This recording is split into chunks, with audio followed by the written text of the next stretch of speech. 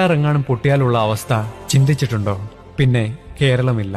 Dam പൊട്ടിയാൽ കേരളത്തിലെ 6 ജില്ലകൾ ഒഴുകിപ്പോകുമെന്ന് മാത്രവുമല്ല, മണ്ണിൽ പുതയുന്ന 35 ലക്ഷം മനുഷ്യരെയും അതിന് തത്തുല്യമായ മൃഗങ്ങളെയും 48 മണിക്കൂറിനകം സംസ്കരിക്കാത്ത പക്ഷം അവശേഷിക്കുന്ന ജില്ലകളിലെ മനുഷ്യർ പകർച്ചവ്യാധി മൂലം ഇല്ലാതാകും. എന്നിട്ടും അവസാനിക്കുന്നില്ല. ഒരുപക്ഷെ ഈ 6 ജില്ലക്കാർ വേഗത്തിൽ തന്നെ മരിക്കുമായിരിക്കാം. പക്ഷേ മറ്റ് ജില്ലക്കാർ ഇഞ്ചിഞ്ചായി ഇല്ലാതെയാകും.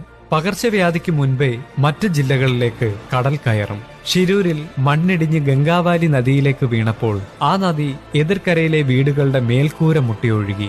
അതിൽ പലരുടെയും ജീവൻ നഷ്ടപ്പെട്ടു. അതുപോലെ 6 ജില്ലകളിലൂടെ ഒഴുകി വരുന്ന കല്ലും മണ്ണും പാറയും ചെളിയും മനുഷ്യരും മൃഗങ്ങളുമെല്ലാം കടലിലേക്ക് ചെന്ന് പതിക്കുമ്പോൾ ആ ആഘാതത്തിൽ കടൽ എതിർദിശയിലേക്ക് ആഞ്ഞടിക്കുകയും ശേഷം തിരിച്ച് അതേ ശക്തിയോടെ കേരളക്കരയിലേക്ക് കയറുകയും ചെയ്യും.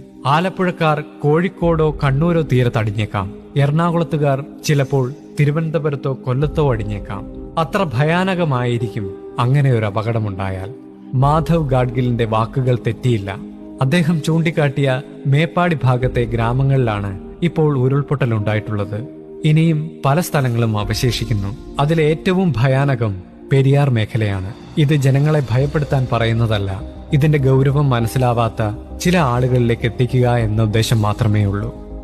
ഇറങ്ങാനും പൊട്ടിയാലുള്ള അവസ്ഥ ചിന്തിച്ചിട്ടുണ്ടോ? പിന്നെ കേരളമില്ല.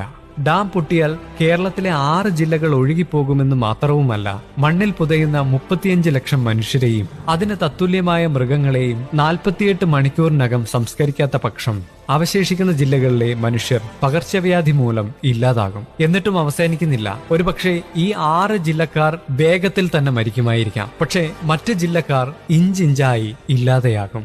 പകർച്ചവ്യാധിക്ക് മുൻപേ മറ്റ് ജില്ലകളിലേക്ക് കടൽ കയറും. ഷിരൂരിൽ മണ്ണിടിഞ്ഞ് ഗംഗാവാലി നദിയിലേക്ക് വീണപ്പോൾ ആ നദി എതിർക്കരയിലെ വീടുകളുടെ മേൽക്കൂര മുട്ടിയൊഴുകി.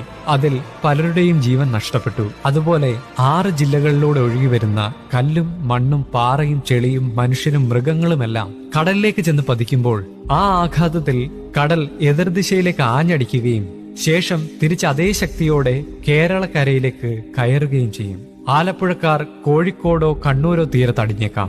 എറണാകുളത്തുകാർ ചിലപ്പോൾ തിരുവനന്തപുരത്തോ കൊല്ലത്തോ അടിഞ്ഞേക്കാം. അത്ര ഭയാനകമായിരിക്കും അങ്ങനെ ഒരു അപകടമുണ്ടായാൽ. മാധവ് ഗാഡ്ഗിലിന്റെ വാക്കുകൾ തെറ്റിയില്ല.